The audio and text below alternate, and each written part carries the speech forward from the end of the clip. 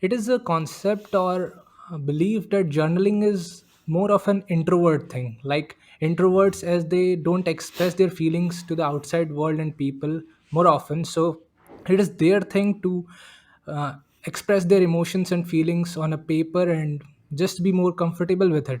So do you think, because you are an extrovert as you mentioned in some of your episodes, and you still do journaling, so do you think, is that statement correct? And what are the benefits you think are there of journaling, which aren't specifically for a personality type? Okay, so first of all, I disagree on the fact that journaling is only for introverted people. Journaling, anyone can do journaling. If I am an extrovert, as I've mentioned in my podcast, and I'm quite of an extrovert, I like to socialize, I like to meet many people, I gain energy through people. So I journal. The reason I journal is because I like recording my daily life. I like, creating these little analogs, these little diaries, little monologues of just what I've been doing because I like to look back on these things.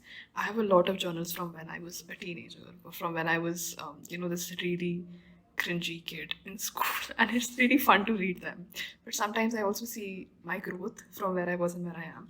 So that's why I journal. And yes, it can also be said that introverts usually journal more because they like to keep their feelings with themselves and write them on a paper rather than share them with the outside world. And I also do have those kind of feelings which I don't like to share with anyone. I just write them down. I have a lot of notes like those. So I also journal that way. But I disagree on the fact that journaling is only for introverted people. And speaking of the benefits of journaling, regardless of the personality type, it is definitely really good for your mental health because I, as a person who overthinks a lot, whatever I think about, I just write it down, and that's when I realize that whatever I was thinking was nonsense. It does not make sense. So I simply, I kind of realized that not all my thoughts are rational or comprehend, like you can't comprehend all your thoughts into something. They're just sometimes they're just floating in your mind. So that's one thing. Secondly is I love as I said before, I love recording my daily life. I love recording what I'm doing, where I am at, and who are my friends, and I like to look back on these things. So that's why I think these are the benefits of journaling.